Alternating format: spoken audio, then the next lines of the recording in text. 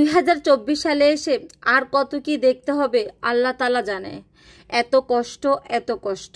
কিছুদিন আগে বাংলাদেশের উপর দিয়ে কি একটা ঝড় বয়ে গিয়েছিল, সেটা কিছু না কিছু থামতে আবার আরেকটা, কি এক বন্যা, কি এক প্রাকৃতিক দুর্যোগ, কত কষ্ট মানুষের, এত কষ্ট, এত কষ্ট।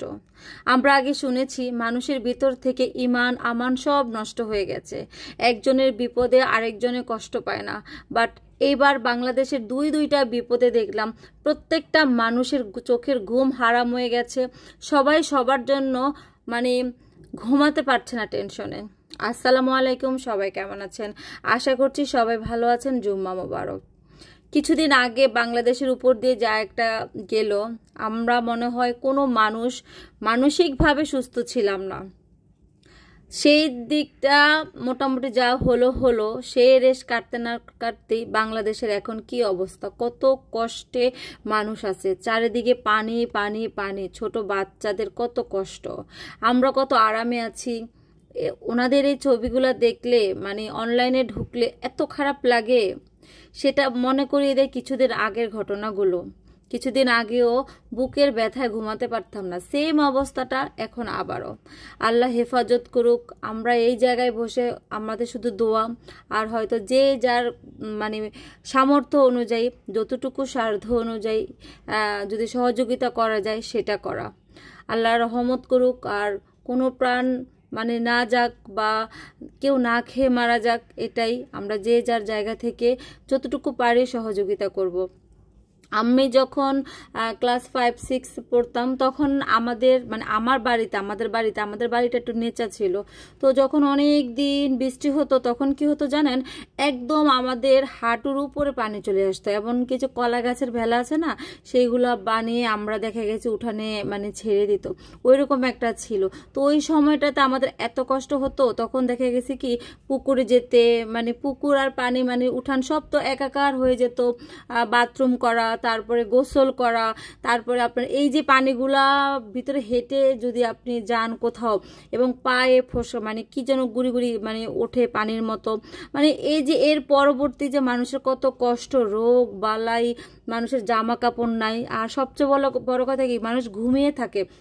ঘুমন্ত অবস্থায় যখন ঘরের ভিতরে কারো পানি ঢুকে যায় তখন মানুষের তো কি করবে, ছোট বাচ্চা, আবার কত গর্ভবতী মহিলা দেখলাম, কত কষ্ট। দিনের বেলা হলেও কিন্তু দেখা গেছে একটা কিছু করা যায়। তা আসলে মানে কি বলবো, আল্লাহর কাছে শুধু দোয়া দোয়া, এটা ছাড়া আমাদের। তবে হ্যাঁ, এত কষ্টের পরও ইনশাল্লাহ আল্লাহ ভালো কিছুই করবে, এতটুকুই ইনশাল্লাহ। আর এত এত মানুষ যেখানে সবার উপর ওনাদের উপরে ঝাঁপিয়ে পড়তেছে সহযোগিতা করার জন্য, এবং সবচেয়ে বড় কথা যারা তাদেরকে রেস্কিউ করতে যাচ্ছেন। কালকে দেখলাম যে একটা বোট সহ নিখোঁজ হয়ে গেছে। সবাই কিন্তু নিজেদের নিরাপত্তার বিষয়টাও ভাবতে হবে। আমি অন্যকে বাঁচাবো অবশ্যই, আমি নিজে বাঁচার চেষ্টা আগে করব, কারণ আমি বাঁচবো আমি আরও 10 জনকে বাঁচাবো, সেটা অবশ্যই। কারণ সবাই সবার জায়গা থেকে সেফটি ব্যাপারটা অবলম্বন করতে হবে। আর আরেকটা দেখলাম এত নাকি স্রোত, যেখানে আপনার শুধুমাত্র মানে ইঞ্জিন চালিত যে নৌকাগুলো না, আপনার ব্যাটারি চালিত যে নৌকা, সেগুলা হচ্ছে বেশি দরকারি এখন ওখানে। আর ওই নৌকাগুলো নাকি স্রোতের জন্য মানে ওগুলো কিছুই করতে পারে না। তো যাই হোক, আপনাদের সাথে গল্প করতে করতে, যেহেতু আজকে শুক্রবার, ছোট ভাইয়ের একটা আবদার ছিল যে অনেক দিন হয়ে যা পটু পোলাও রোস্ট খাওয়া হয় না, তো একটু রোস্ট করিস। তো যাই হোক, যেহেতু ও আসছে আর অনেক দিন হয়েছে বাসা করাও হয় না, আপনারা এতদিন পর্যন্ত যে সমস্ত ভিডিওগুলো দেখতেছিলেন সবই কিন্তু অনেক অনেক আগের, একদম প্রায় 1-1.5 মাস আগের ভিডিও। তো যাই হোক, রান্নাবান্না শেষ করে আমার হেল্পিং হ্যান্ড ও হচ্ছে কাপড় চোপড় করতেছে, আমি আবার বারান্দাটা দেখতেছিলাম। বারান্দায় কিছুটা পুদিনা পাতা আছে, তারপরে হচ্ছে পুঁই শাকের আছে, আপনাদের ভাই আবার কবুতর আছে, তো সেগুলো একটু দেখতেছিলাম। আর ফোন স্ক্রল করলে তো মানে কেমন বুকটা ভার ভার হয়ে থাকে।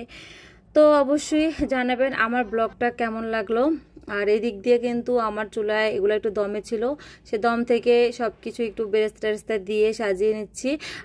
আর রান্নাও শেষ। আমার রান্নাঘরের লাইটটা ছিল, সেই লাইটটাও নষ্ট হয়ে গেছে।